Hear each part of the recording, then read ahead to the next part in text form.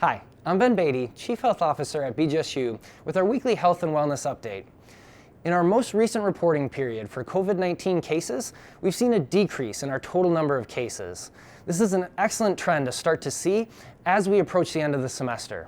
We know that this is the last week of classes, and when we look towards commencement, having our case numbers come down is a great spot to be in. We all can do our part by getting vaccinated as soon as possible, and we thank everyone who's already come out and taken that opportunity. We have more opportunities this week and next at the Perry Field House. For anyone that wants to come out, we'll be taking walk-ins, and you can get that first dose of Pfizer and start building those antibodies and that protection to protect you and your loved ones as you head home. We know if you're heading to another area of the country after you finish this semester, you'll be able to get that second dose at that point in time, wherever home is for you. But we'll also have walk-in availability at the health department here locally for anybody that's still going to be in the area.